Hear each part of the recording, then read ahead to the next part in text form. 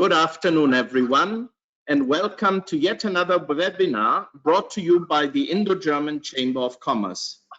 In these difficult times, it is our endeavor to stay closely connected with our members and partners and to discuss topics which are of relevance to all of you. My name is Peter Dolbit, and I am the Deputy Director General of the Indo-German Chamber of Commerce. Today, we want to discuss the topic of employment law in India, how to manage your HR strategies during COVID-19. As we speak, companies across India in different sectors are scrambling to follow work from home practices that the Indian government strongly enforced to limit the spread of COVID-19.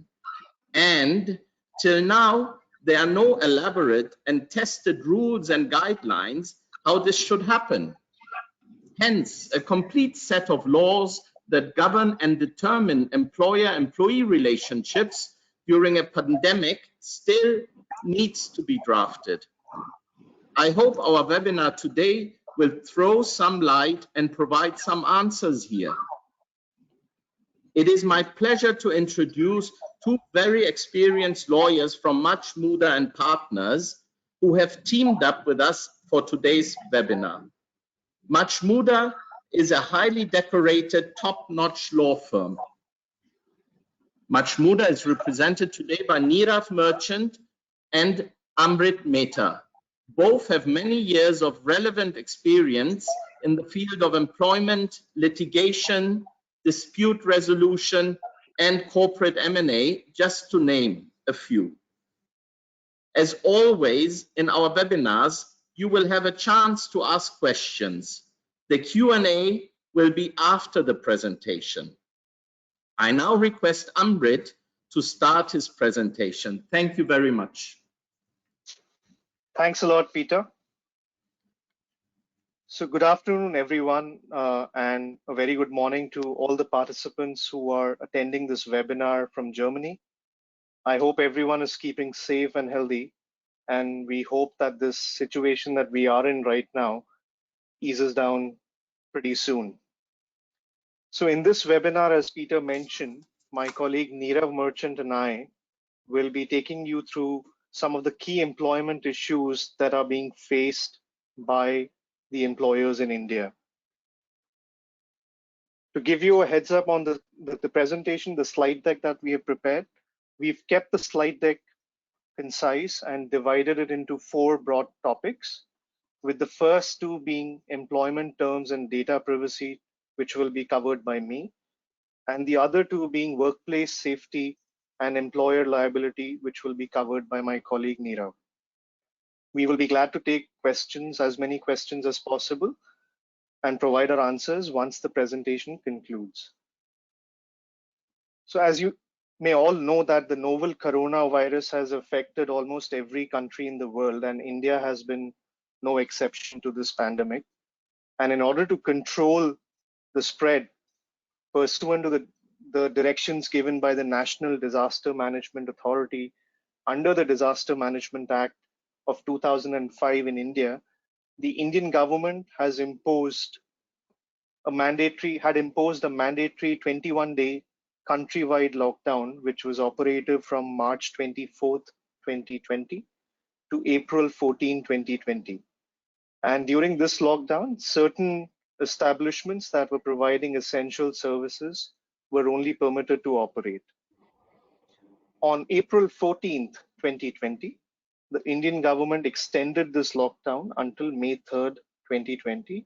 And on April 16th, the government came out with, April 15th, the government came out with detailed guidelines of social distancing and certain other measures that the establishments which would operate from 20th of April 2020 would have to follow. So with this background in mind, we've seen as a law firm in India that many employers and establishments are facing certain issues. They've been forced to adhere to the normal payroll cycle, and as a result of which they've been witnessing several issues. Can we move to the first slide, please?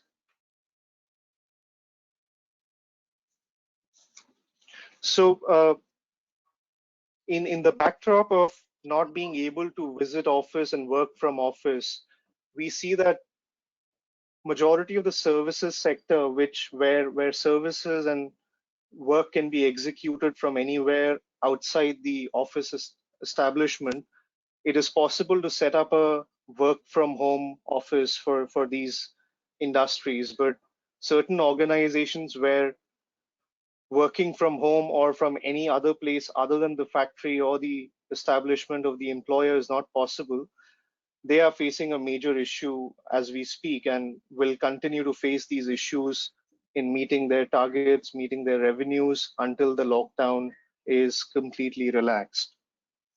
So for sectors where working from home is a possible option, wherever feasible, the employers have adopted a work from home policy for its employees. And when they do that, they have to be mindful of the working hours, the work timings, and should empathize and accommodate with the employees to the extent possible when working from home, and should also be mindful of the fact that when resuming office after the lockdown, certain changes will have to be made to the offices of the employers. So the question that comes to our mind is, in a situation where you have a work from home setup, is it possible, or is it mandatory that all the rules that would have otherwise applied to a workplace will continue to apply when you're working from home? So the answer to that would be yes. All the rules that you have which are applicable to your workplace will continue to apply while you're working from home.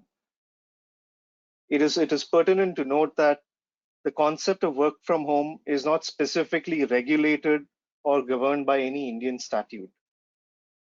Therefore, in the absence of a specific statute, the employment laws that are otherwise applicable to your office setup while the employees are working from home would continue to apply as is. And it would be the duty of every employer and employee to comply with these employment laws. And these are mainly in respect of the work hours, overtime laws, and also apply to a great extent in ensuring that the employers are complying with all the payroll management and deductions and social security benefits for the employees who are working from home. So the employer has to be mindful that the employees do not work beyond their regular working hours. They adhere to their overtime requirements. The employers have to ensure and the employees have to follow that the confidentiality and data security obligations that they have while they're working from office would continue to apply while they're working from home.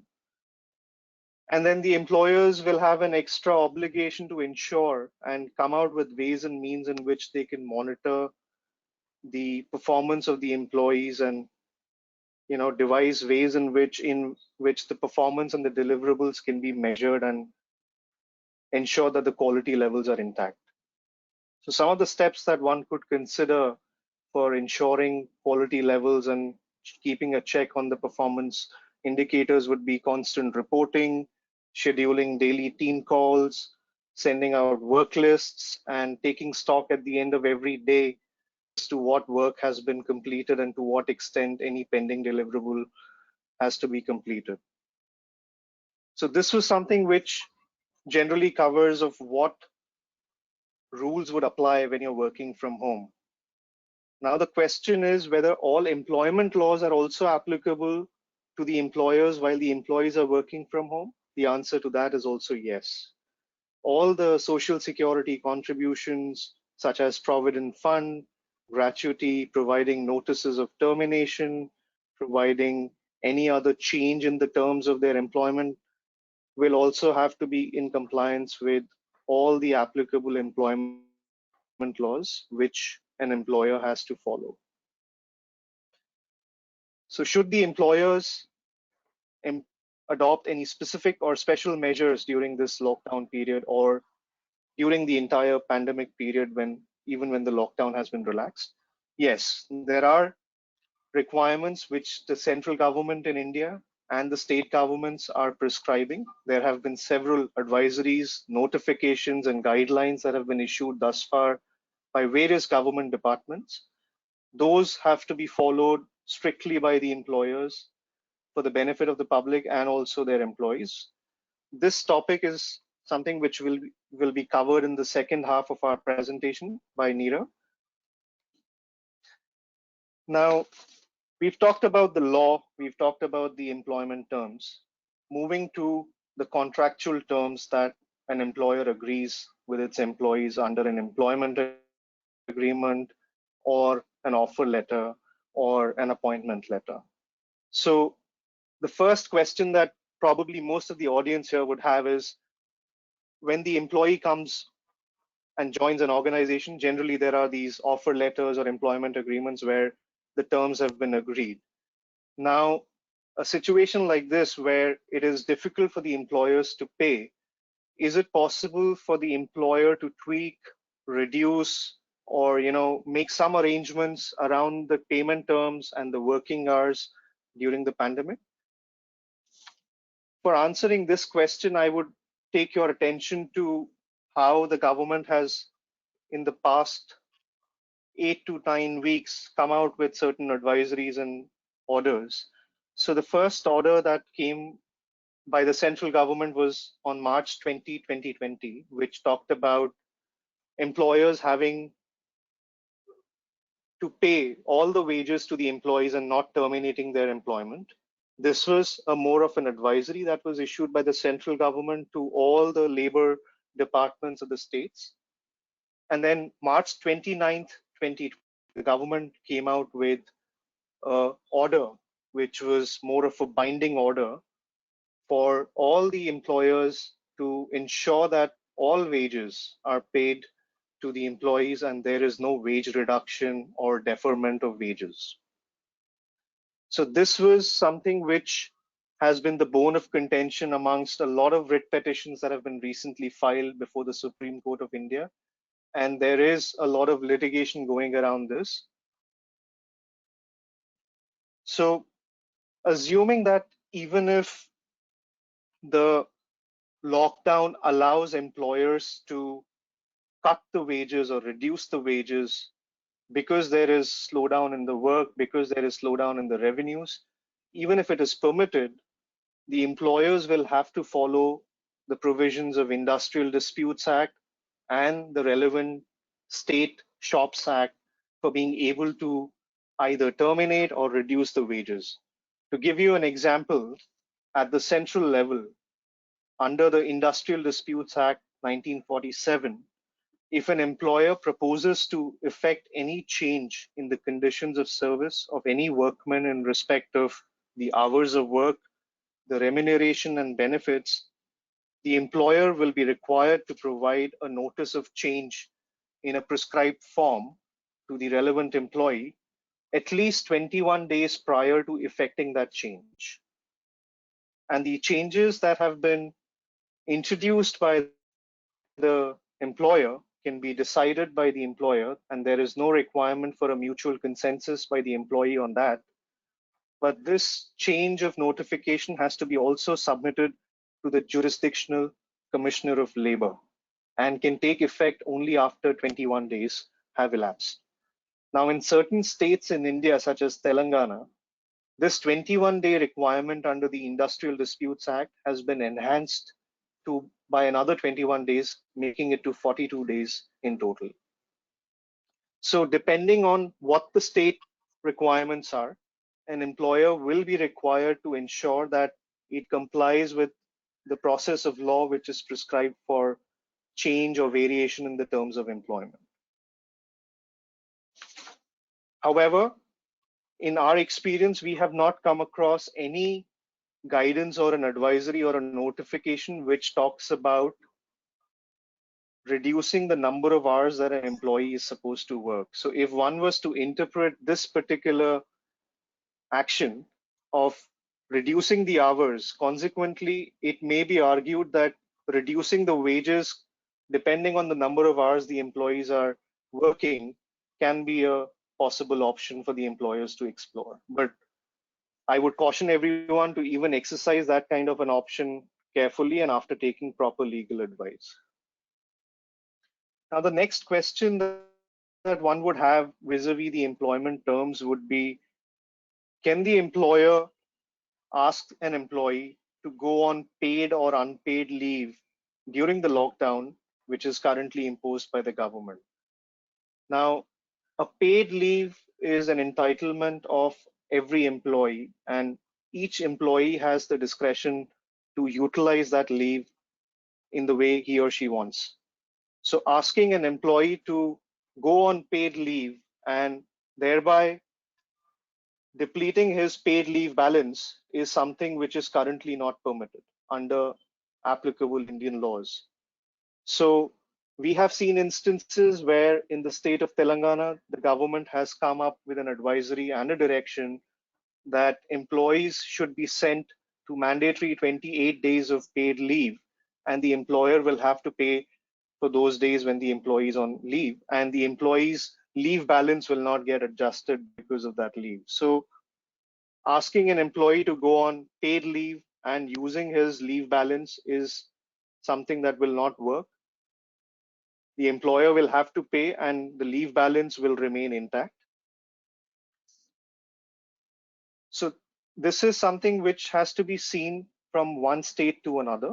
There are certain states which have not yet given such notifications, but the more conservative approach or a more compliant approach for an employer would be to not exhaust the leave balance of the employees when they're asked to go on paid leave.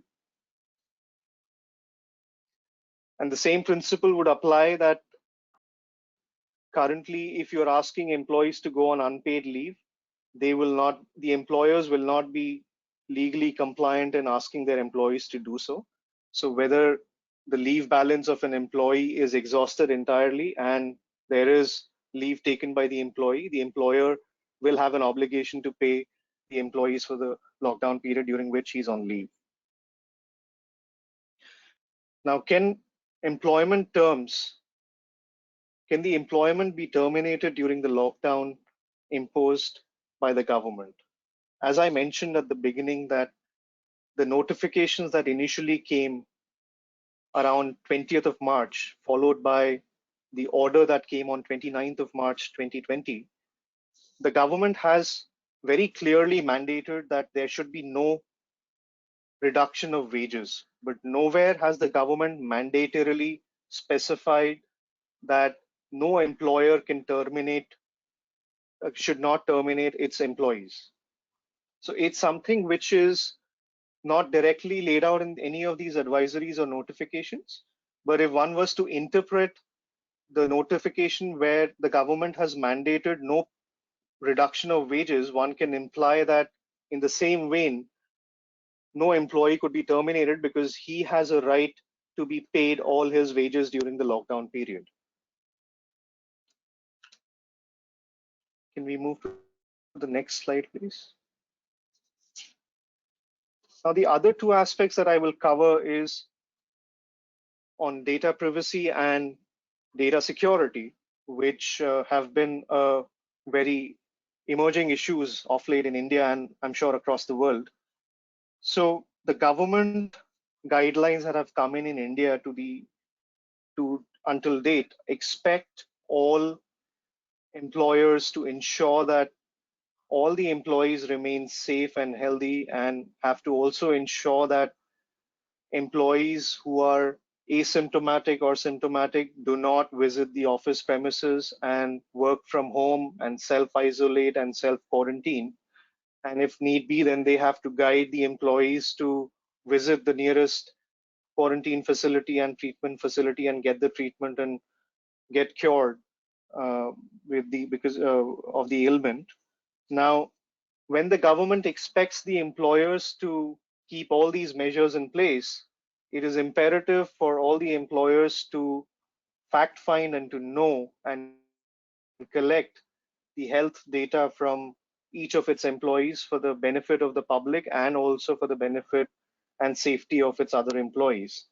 So the employees, if questioned by the employer, are required to provide their health data, whether they are showing any symptoms, whether they have any temperature, whether they have received a certificate of fitness from a doctor that they are fine and they have no symptoms of COVID. This is all that an employer is well within its right to ask and collect.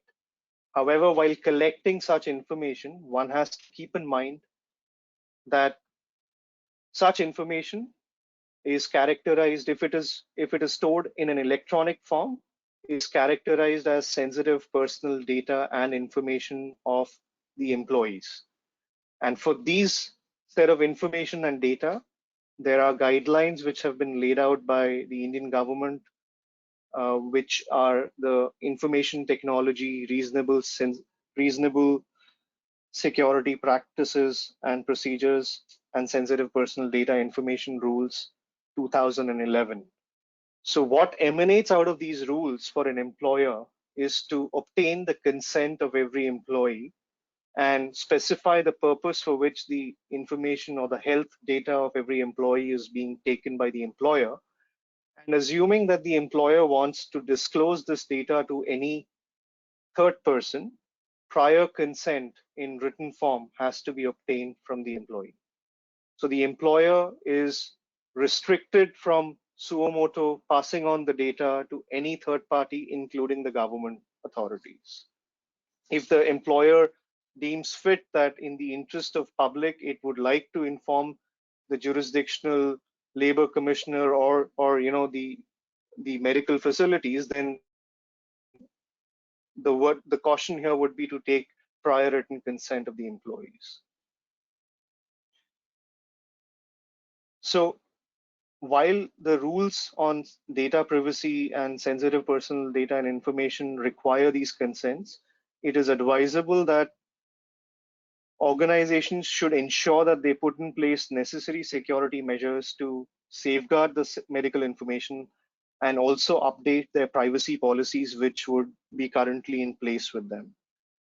And employers should urge all its employees to self-report in case of contracting COVID-19, or if anybody in their family has been showing symptoms of COVID-19 virus.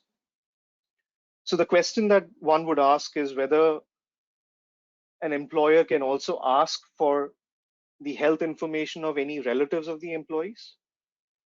Our assessment or our answer to this would be yes, because in the same vein as the employee is being questioned to provide the health data, it is the moral duty and the social obligation of the employers to ensure that all the relatives and members in the employees' families are healthy and safe. And the employer can request for information to ensure this particular obligation.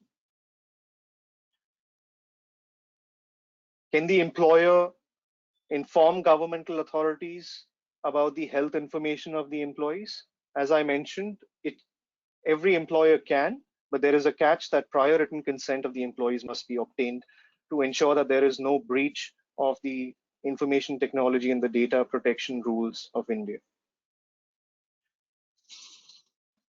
Now, this was one aspect that one has seen which has taken prime importance right now in these days. There is also another aspect which talks about data security and building up of the infrastructure for having a robust information technology system or IT systems for every company where work from home is a more prevalent phenomena. So an important aspect of setting up a work from home or a virtual workplace is for every employer is to have a good virtual private network or a cloud service provider. And we've seen companies which have invested heavily into this infrastructure are being able to perform better in these days. Organizations that require employees to work from home should ensure that there is adequate access to the cloud. There are teleconferencing and video conferencing facilities to ensure that the communication that is being made is secure from end to end. And Employers should ensure that there is a cybersecurity protocol or a measure that is implemented within the organization to avoid any phishing or spamming or theft of personal data or identity of the employees. And there is adequate safeguard for the client confidentiality information and confidential information and the information of the employees. So employers should ensure that all employees are educated to be aware of any phishing emails, ensure that the mode of communication is secure. Employers should ensure that when employees are working from home, they are working from home using the laptops and computers that have been and handsets that have been provided by the employer. And this is mainly to ensure that there is no data leakage or breach of confidentiality during this period. And there are various options that are available where people or employers have been resorting to for working from home and working remotely. So one should explore those options while going through this current lockdown phase. So it is the time for all employers where work from home is a possible option to explore investing some more in the infrastructure for IT and having some robust protocols in place for employees to adhere to, so that both the internal information of the employer and the information vis-a-vis the clients is kept secure and confidential. I would request my colleague Nirav to now move on to the next part of the webinar. Thanks, Amrit. Thanks for sharing your thoughts on these topics. Well, firstly, I want to thank all the participants for taking out the time to hear this webinar and hear our thoughts on this very sensitive topic. What I'm going to cover is mainly the safety measures, the issues around the new guidelines which have come out. Also, how can one practice social distancing at workplace? And then I'll also be touching upon very briefly on employers' liability, especially in a scenario like a COVID-19. So, can we go to slide 3, please? Thank you. So in terms of safety measures, basically the question comes to our minds that what are the kind of measures which an employer has to consider, especially when an employee contracts COVID-19 or this particular disease. So at the outset, irrespective of COVID-19 scenario, it is a legal requirement under the Shops and Establishments Act as well as the Factories Act to ensure that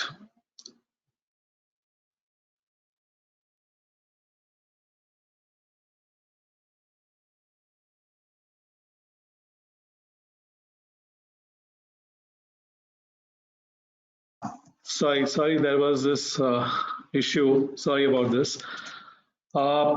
Yeah, so basically, it is a legal requirement to ensure that every employer is to ensure that the safety measures are in place, especially under the Factories Act and the Shops and Establishments Act. But in a scenario where an employee has been reported to have a disease of COVID-19, what the employer can really do is can impose an extended quarantine as a measure. It could be even longer than what has been mandated by the government.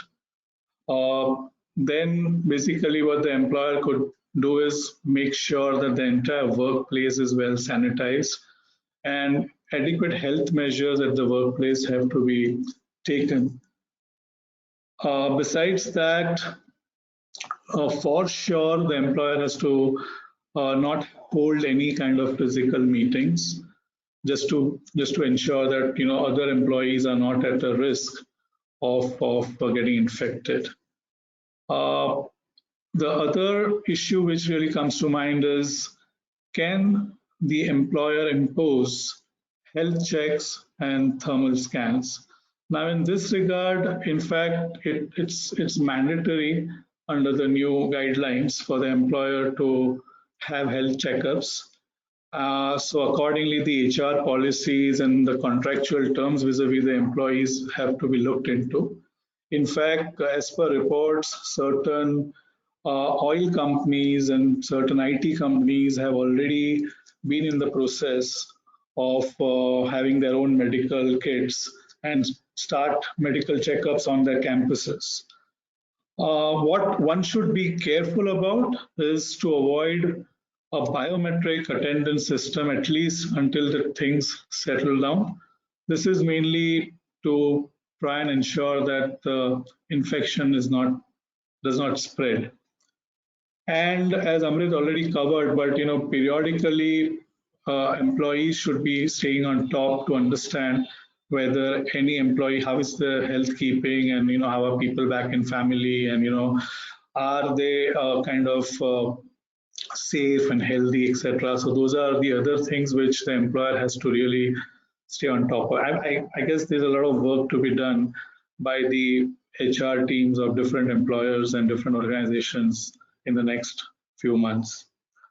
The third element that I'd like to touch upon in the under the safety measures is that can an employer force an employee to work, especially when the employee is under some kind of a mental stress or has basically this covers a scenario where the employee is kind of overly cautious or is extremely apprehensive to step out because of different reports about COVID-19. Now, in a scenario like this, first and foremost, what an employer has to kind of assess is whether the employee is kind of really under a stress or is really concerned about this, or is he or she just making an excuse of COVID-19 and not showing up for work. A good way of approaching this would be to get into some kind of a counseling to understand what the core reluctance is and try to resolve those apprehensions in a very amicable manner, because ultimately these are the very trying and testing times where there has to be a little bit of sympathetic approach to be taken, and the employer should not or kind of discount these kind of concerns which an employee has.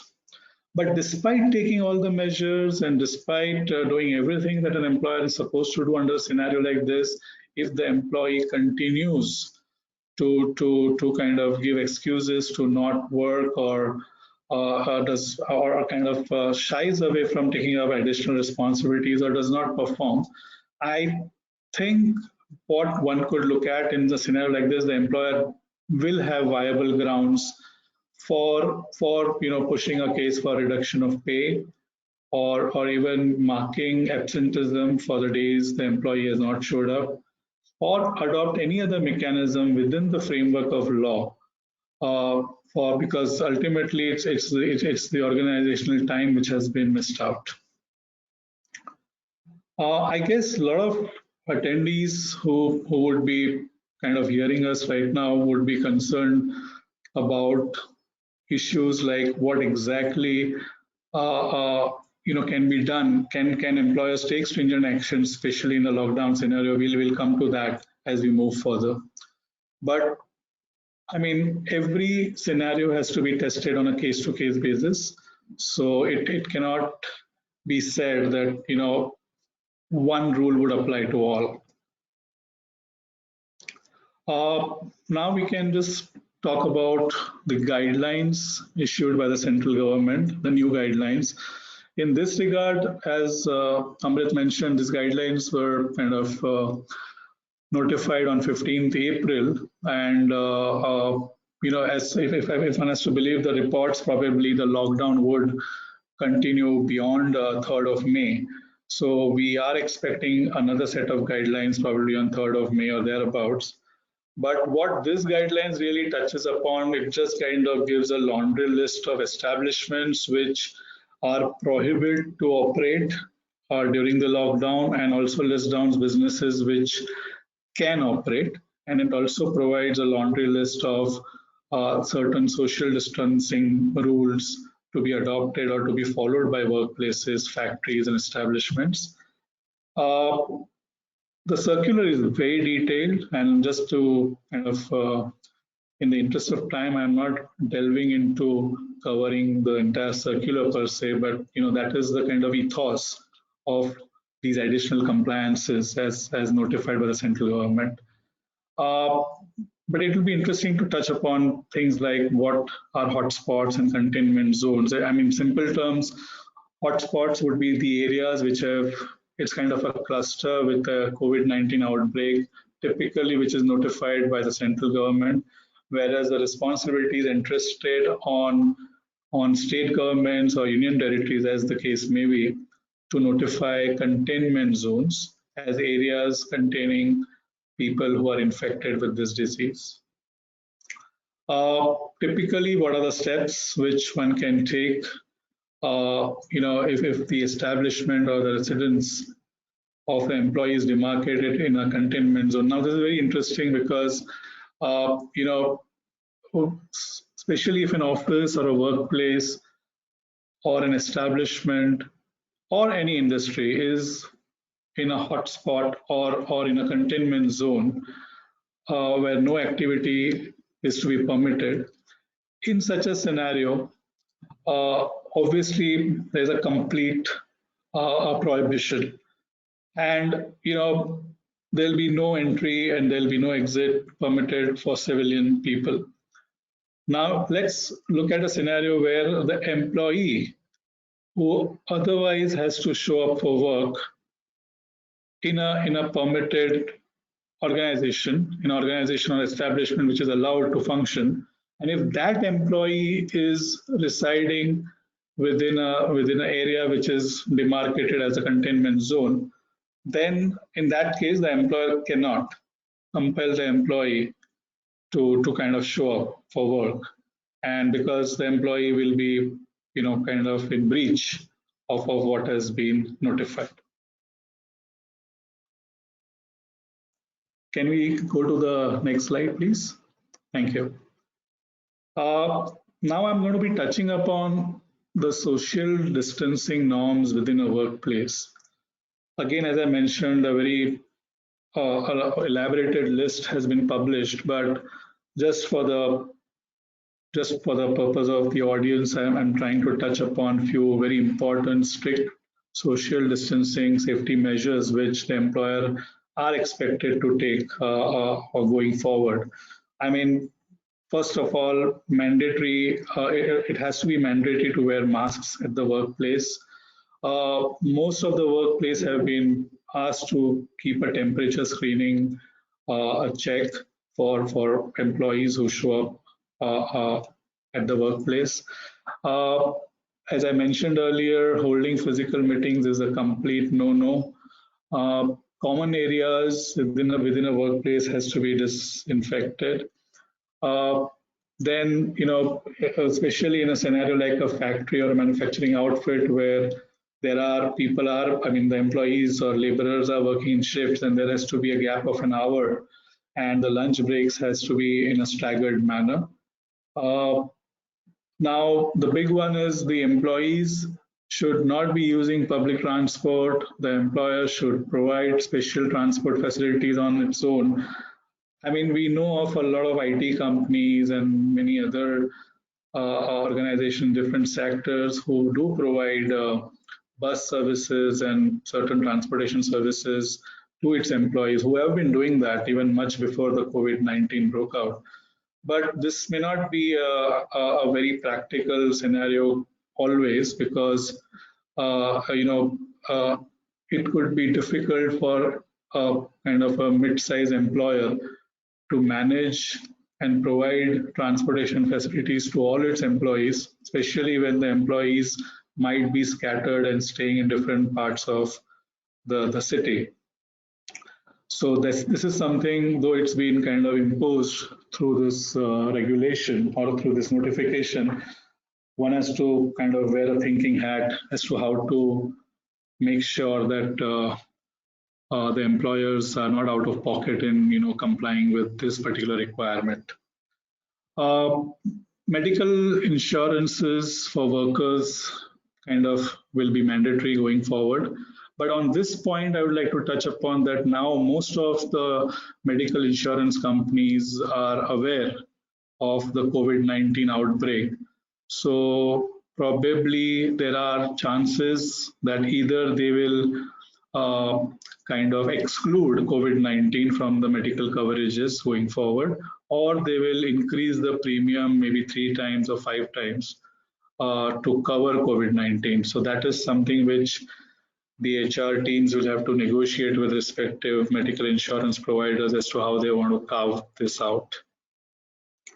What are the alternatives if an organization cannot ensure appropriate social distancing norms? I mean, there are no alternatives, frankly speaking. The compliances are pretty stringent, and hence, one has to kind of try and comply with these.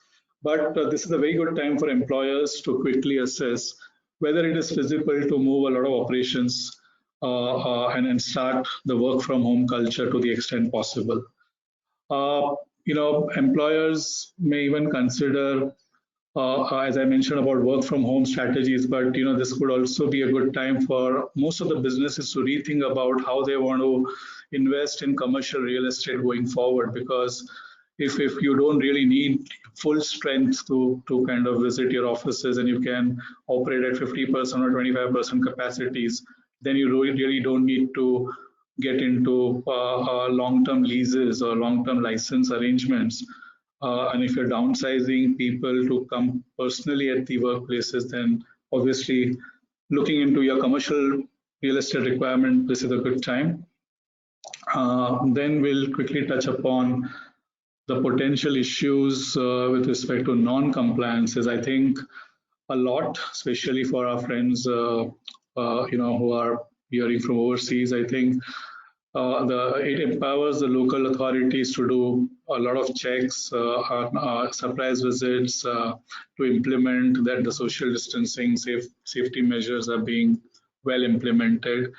Non-compliances could even trigger criminal charges. And in certain cases, the local authorities have even been empowered to shut down the operations if the operation is found to be not in compliance. That kind of brings me to the employer's liability overall. I think I'll quickly brush upon the employer's liabilities. Mainly, the employers is in a scenario where an employee has kind of contracted COVID-19, then in that scenario, employer will be liable for certain compensation as governed under the Workmen's Compensation Act. And as I mentioned, contractually also, I mean, taking a group medical insurance, though there will not be a direct liability on the employer here, but considering the employer is kind of procuring a group medical insurance from an insurance carrier, then obviously the employee will look upon the employer to make sure that the group insurance claim is kind of made good. Whether an employer is liable to inform other employees, I think certain local municipal authorities have required employers to report, especially if any of their employees have been infected with COVID-19. But considering that the information should not be kind of disclosed openly, as Amrit already touched upon, I think the employer has to be slightly sensitive in terms of making these disclosures, and obviously the employee has to be taken in confidence before such disclosures are being made. We'll also quickly review a scenario where what happens whether if an employer is liable for not informing the local authorities. I think coming back to the issue of employees, health data is confidential. The information should be shared with other employees, but mainly on a need-to-know basis and mainly from a safety purpose. so that the other employees who are healthy within the organization, at least they are aware and then they refrain from discussing about the employee who kind of got in contact with COVID-19. So these are broadly my points on the two aspects of safety measures and social distancing and employers' liability. I think a lot of people would be eager to kind of understand on how to go forward on various issues. So we could open up for the Q&A, I guess. Thank you very much, Nirav. This is Monaz Desai-Tanche reporting from Pune. I welcome you all. Before we get into our Q&A, I have a request to all our participants. Please do not log out because someone else's question could be as interesting and informative for you as well. So without any delay, I start with the first question. Is the government order on A, no deduction in salaries, and B, no reduction in manpower good in law? Is the government likely to provide any incentives/funds to overcome whole or part of costs? Over to you. Thanks, Mona. So this is Amrit. I'll address this question. So the government order, as I mentioned, the March 29th, 2020 binding order has been subject matter of litigation and various writ petitions before the Supreme Court of India. There are players who are filing petitions on behalf of the employees, and then there are medium and small scale enterprises and various other employers who have gone and appealed before the Supreme Court that these notifications should not be binding on the employers and they should not be forced to pay, and they should pay at max 30% of the employee's salary, and the rest 70% is something that the government should think of contributing in some form or the other. So there are cases which have been put in place from both sides, favoring both sides' arguments.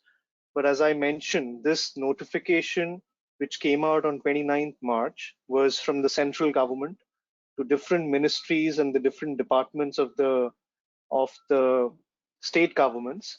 And one interesting point to note in this order is that the subject matter of this order was more in the context of a migrant worker, since there was a huge movement of migrant workers from the major metropolitan cities in India, where migrant workers were and are continuing to wanting to go back home.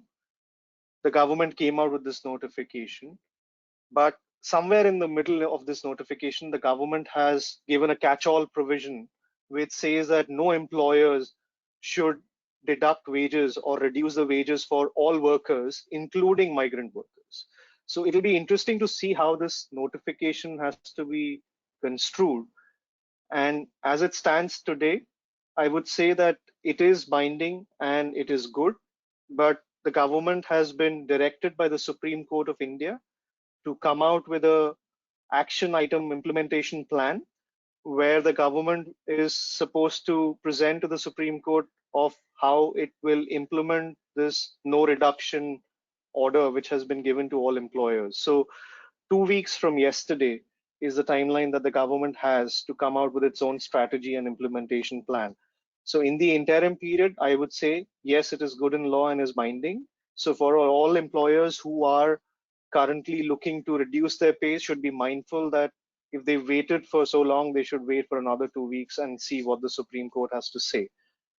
As regards any incentives being given by the government, this will again be seen in the next 2 weeks, whether the government comes up with some form of relaxation being given to the employers, either in the form of a contribution to the wages or some sort of waiver of any taxes or any other remedy that the government thinks.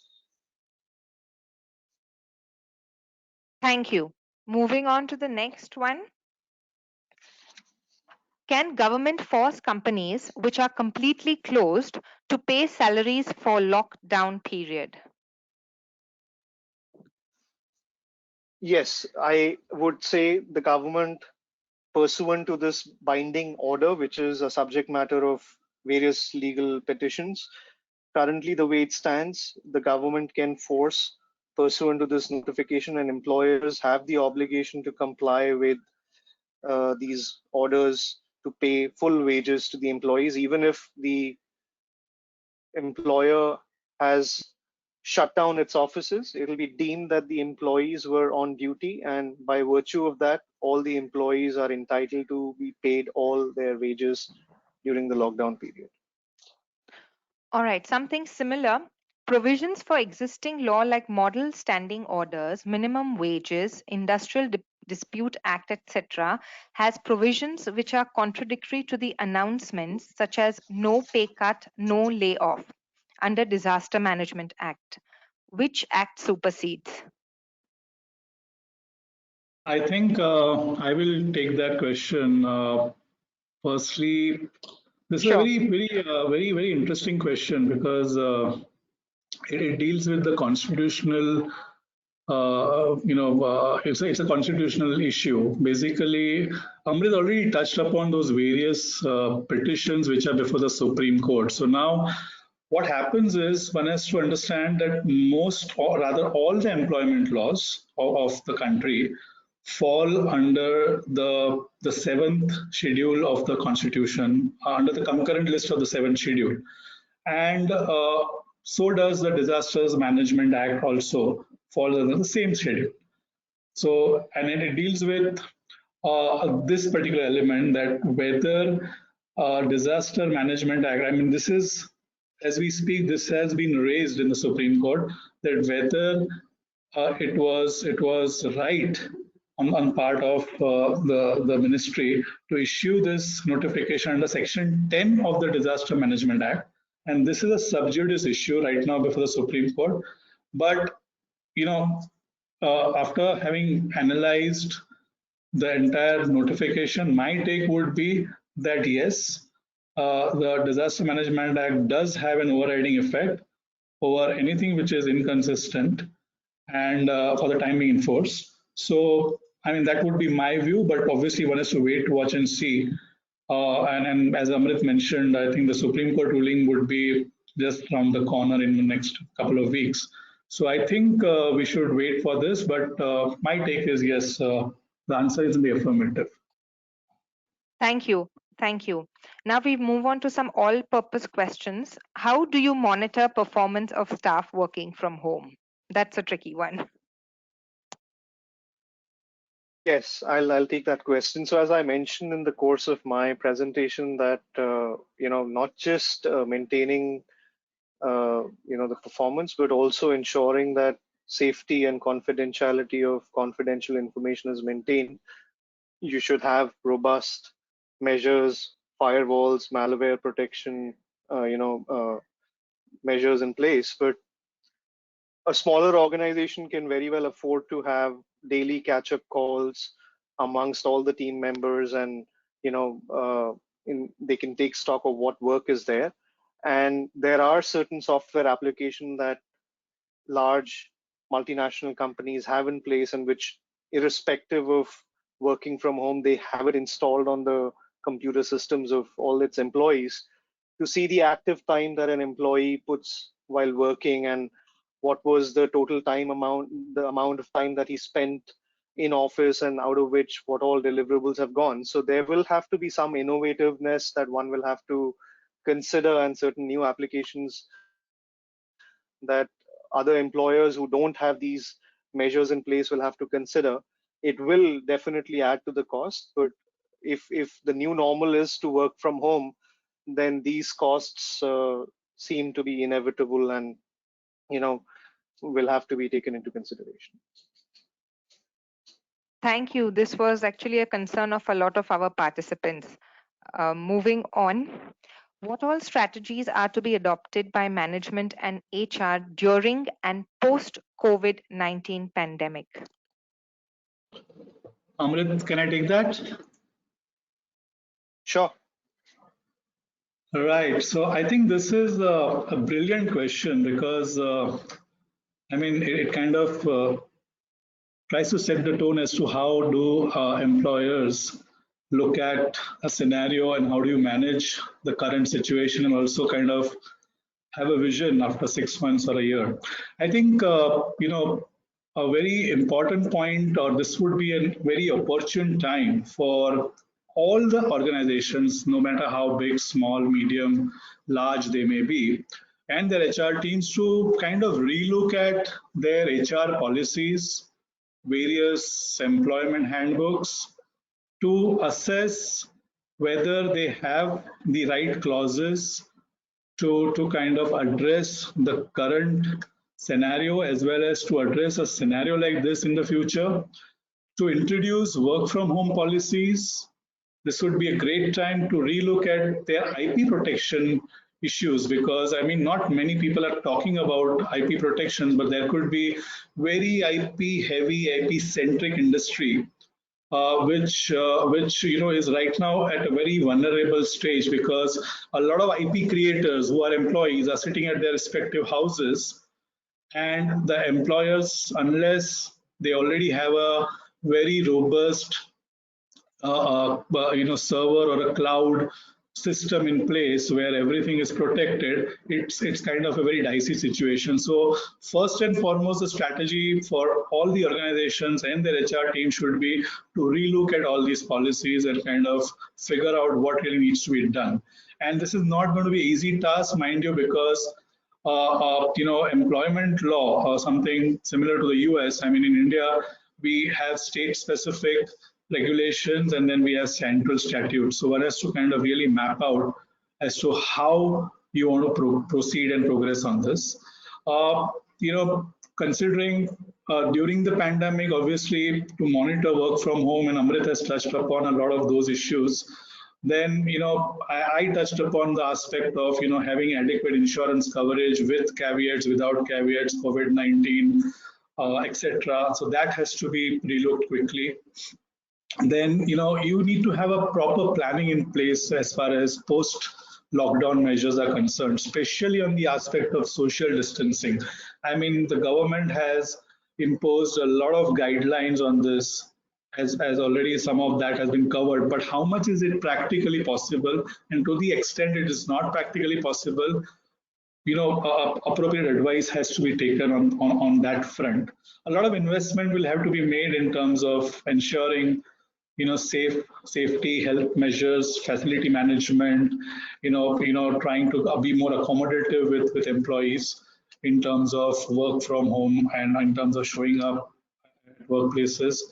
Post-pandemic, I think there are certain segment of employees where one will have to go for a change notice, as Amrit mentioned, because one can't continue with this kind of a situation where the businesses have completely crumbled, and you can't continue with the same level of wages and same level of salaries. So, one has to be very clear that there will be no increments, at least for the current financial year or current calendar year, depending on what you follow, and because the businesses are really struggling.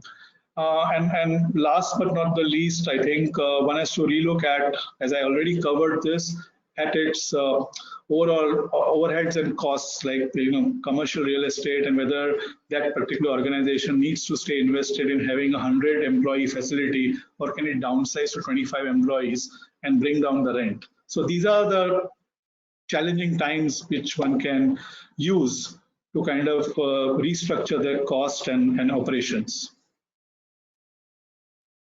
Okay, thank you so much. There are two questions which have just come in, which could be a yes or no. Can I read them out to you guys? If you can reply in a yes or no. Please do that. Yeah. If the employee voluntarily offers partial deduction of salary, considering financial condition of the employer, will the 21-day notice still be in effect? If a quick yes or no can be attended to, then Yes. Yes. good. Thank you. Thank you. And the second one, which I thought can be in a yes or no, understanding that no wage reduction is possible, but to manage the employer cash flow outflow situation, can we deduct a part of wages with an announcement that this will be compensated back in the future? So if you look at the true spirit of, I'll have to go beyond yes. The answer is no, but I'll just explain the in answer is 10 seconds. okay. Yeah, answer is no, because the current set of rules do not envisage a deferral to be permitted.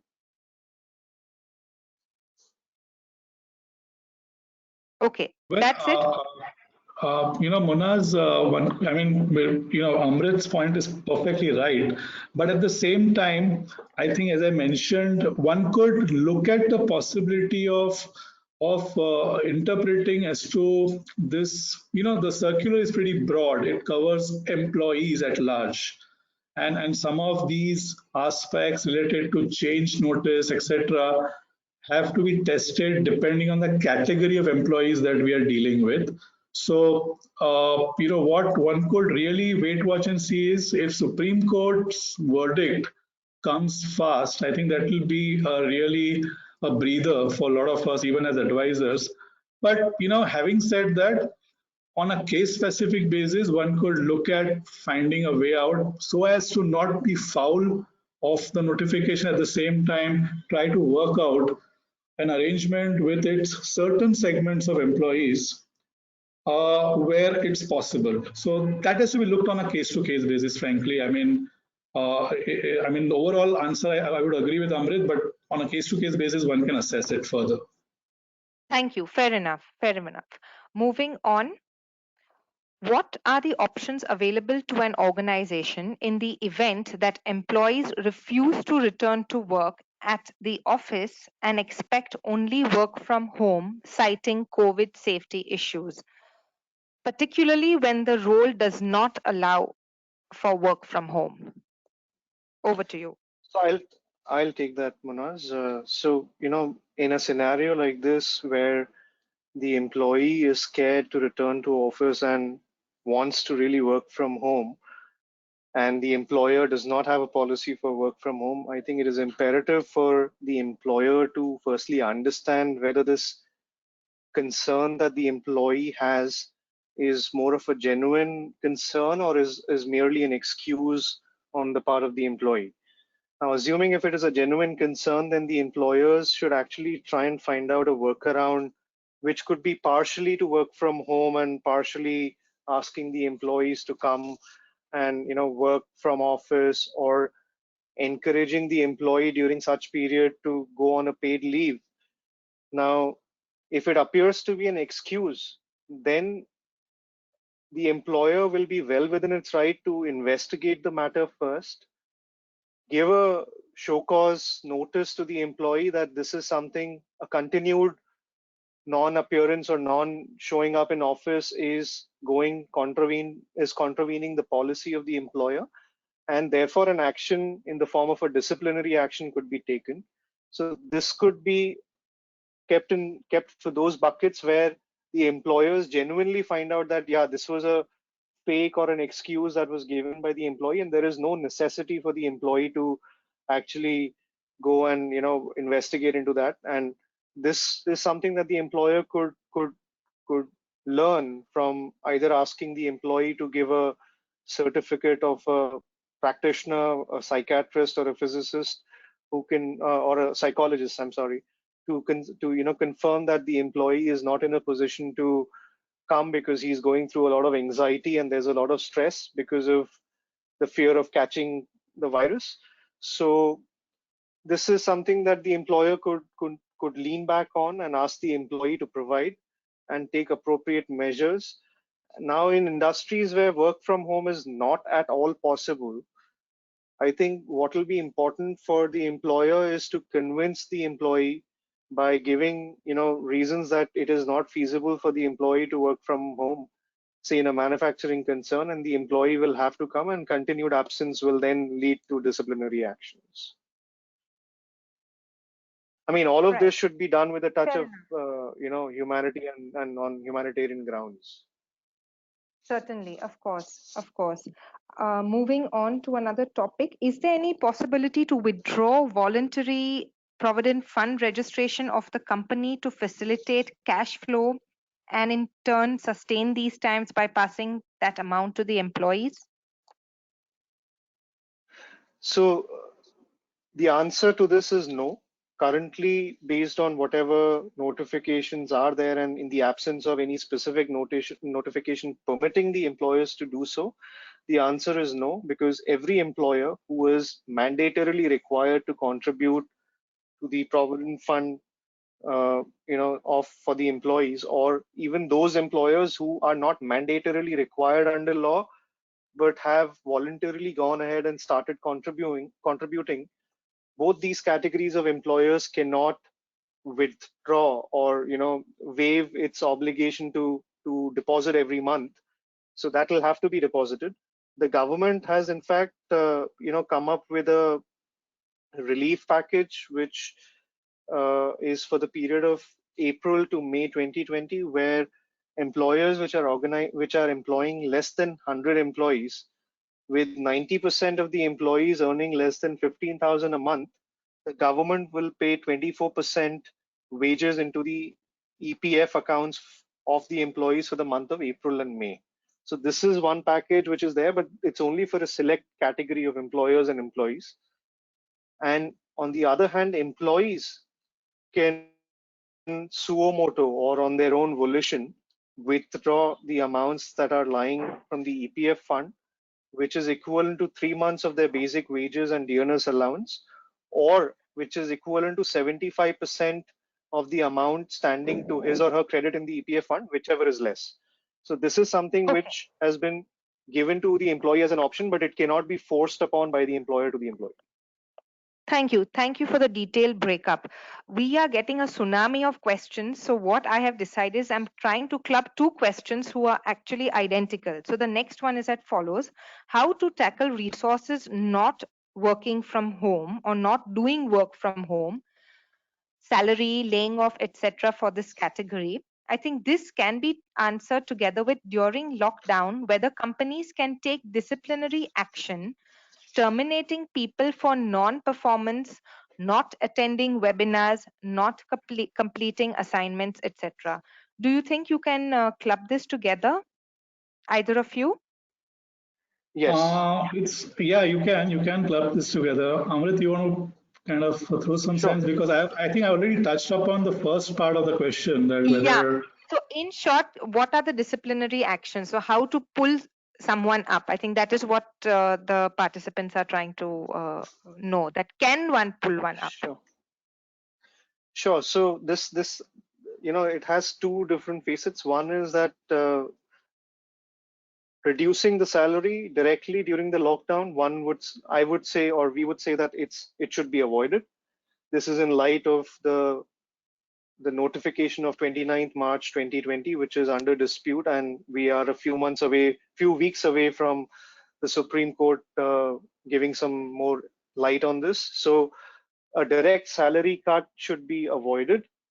And as regards any other disciplinary action, yes, the employer would be well within its rights to monitor the performance and see whether the employee has been diligently reporting, attending webinars, and if every employee is required to send out a work list in the morning, then he's doing that. And if assuming he's not doing it, then that's a clear deviation from the policies of the employer, for which the employee can be given repeated warnings, can be given repeated, the manager of the employee can have a one-on-one discussion that if this is not improved, then the employer will be compelled to take strict actions, which could also be discontinuation of their services.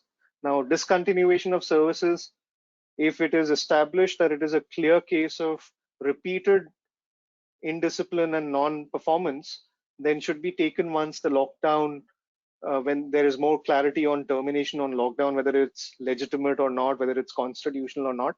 But there could be evidence that can be gathered during this lockdown period to substantiate the employer's claim later on. That immediately after the lockdown, the employee was asked to leave, but if the employee goes and challenges it, then the employer can say that during the lockdown period, there were a host of events that had happened where the employee was told time and again to be disciplined, but he did not. So as per the company's policies, the employee has been asked to leave. Thank you. Since we are on this, there is something which has just popped in, which is similar of this kind. And the question is, if any employee cannot be contacted over phone or email majority of the days of the month while on the WFH work from home time, can the employer take disciplinary action against him? And for all the possible reasons what you said. Now Yeah, this is Mona, I think cannot this be is just contacted. yeah, this is just in addition to what Amrit said, because this again is a disciplinary issue. Because in a scenario like COVID-19, work from home, all employees, firstly, when they are recruited with a certain sense of responsibility that they understand what is expected out of them. And as Amrit very nicely covered already, one could gather evidence that okay, this person is just not available, and he is not reachable at all. So how do I even designate work to such a person? And I would kind of second Amrit's view that taking any kind of adventurous actions during the lockdown and during when the notification is on should be avoided. But as I understand, this particular 29 March and different advisories and all of this is only during the lockdown period.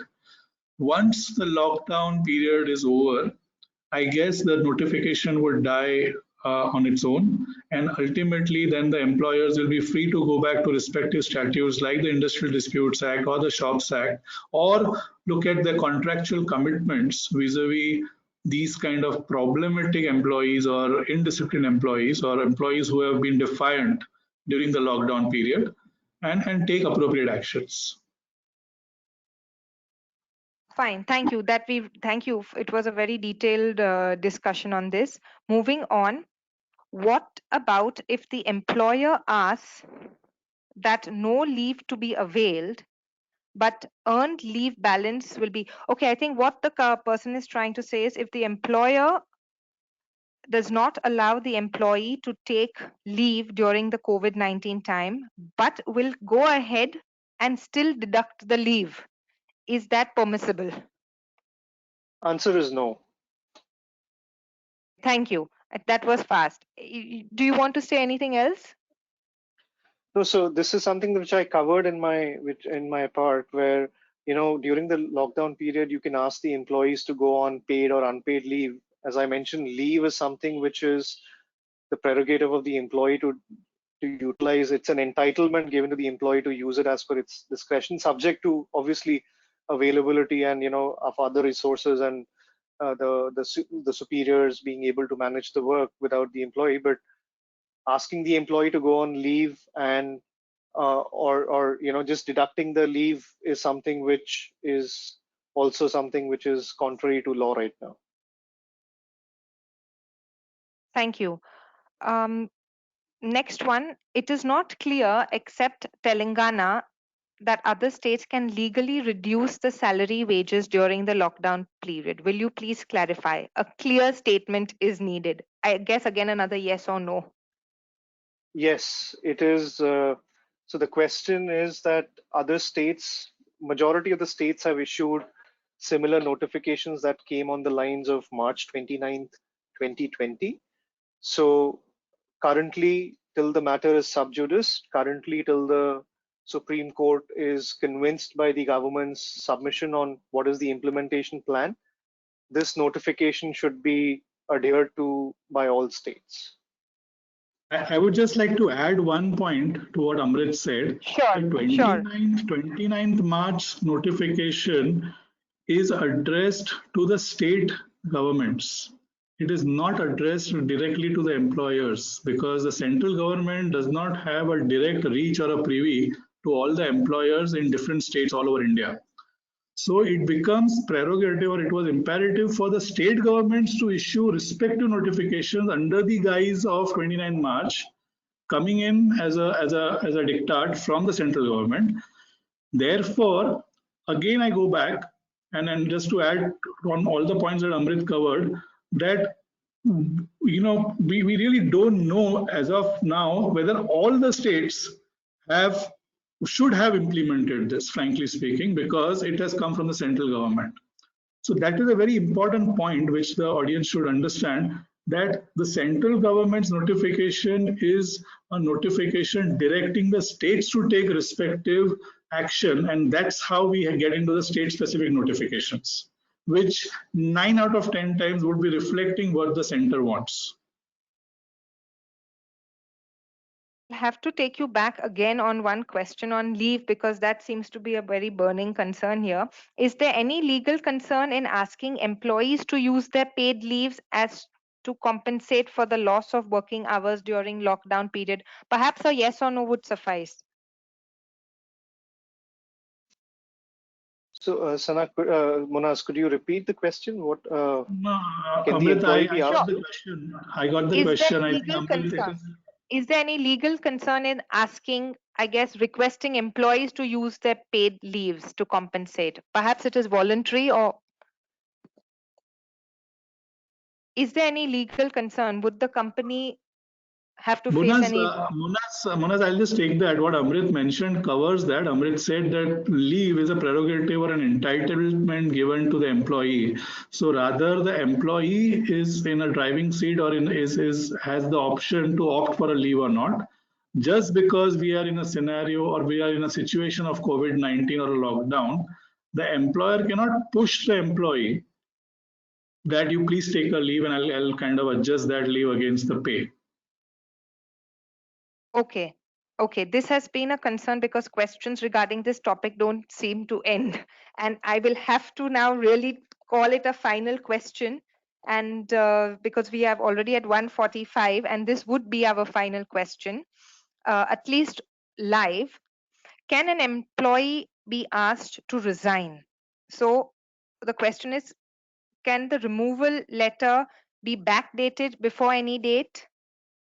And what is the effective date from when an employee cannot be removed? So can I'll an take up that. employee be asked to resign? Or is That's there any basically date, engineering. effective date? Yes. So, engineering a resignation or a termination of an employee during the lockdown period should be avoided.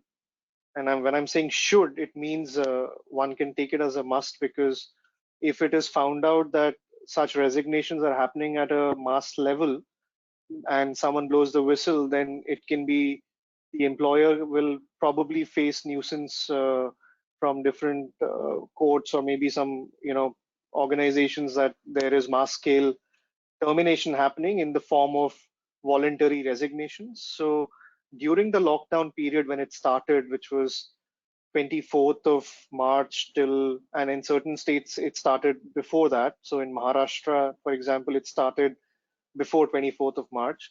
So whenever the state lockdown was announced, until it ends, one should avoid having these voluntary resignations if there are more than one or two. If there are one or two instances where the employee himself wants to resign, then yeah, those can be accepted even during the lockdown period. Thank you. Mona, just to add, it's a very important point that one has to, yes, even for those one or two employees, one has to be absolutely sure that after the person has resigned, he or she will not go to the labor court and file a frivolous complaint against the employer that, I was pushed to resign under coercion. So that is another angle which one has to. So one has to have appropriate documentation in addition to the resignation letter, something like a separation or a release agreement, which makes it more authentic rather than being doctored. Right. Thank you. And actually, I will rephrase. This would be probably the last question, because a lot of people, participants, have expressed this cause and this concern. Can the salary of managerial personnel, I believe these are the ones that who are working in offices, can the salary of managerial personnel be reduced with the mutual consent of the employee? Can the employer and employee sit together and come together on some agreement? I think this will really be the last. Yeah. Amrit, can I just respond quickly Sure, on that? sure. Sure. I think the answer is again a bit tricky, yes and no both, because all the scenarios that we covered here in terms of giving a change notice, in terms of falling within the circulars and the notifications, typically is pretty broad and applies to all the employees. Having said that, one has to really test the waters that by getting into a mutual contract with the employee, it should not be seen that it is falling foul or in violation of the notification. So, I mean, it's not something which can't be done completely. I will not rule that out completely, but at the same time, as I already covered in my slides, it has to be seen and tested on a case-to-case basis, and that's where I would like to leave it. But it's a good option which one can think about. Thank you. Thank you. Thank you. So we leave it to that. And all the other questions, ladies and gentlemen, that you all have put up and we were not able to take it up live, we assure you your questions will be shared with both Nirav and Amrit and they will get back to you. And having said that, I would now go forward to the vote of thanks. And I want to tell you it's both my pleasure and privilege to do that today. So firstly, we would like to thank you all personally for registering and attending today's webinar. I'm happy to announce that we had 400 plus participants even registered during the Q&A time.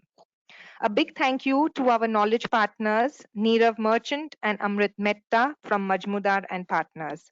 Both have given us valuable tips and insights into the need of the hour and more burning topic of employment law and HR strategies during COVID-19. A recorded version of today's webinar, together with the presentation, will be put up on our website and we will be sending it to you within 48 hours. Our next webinar is scheduled for Thursday, 30th April on intercultural management, brief insight into importance of building Indo-German intercultural competencies. The aim and purpose of this training is to upskill and reskill while working from home. And finally, I want to say thank you to my colleague Sana Baghdadi, who has been on the technical front here. Thank you all. Stay home and stay safe. And we look forward to addressing you all on Thursday. Thank you, Nirav. Thank you, Sana. Thank you, Amrit. Thank you, Manaz. Thank you, everyone, for attending the conference. Have a nice day. Thanks everybody. Thanks for taking out the time. Great day ahead. Thank you, Manaz. Thanks, Sana. Thank you.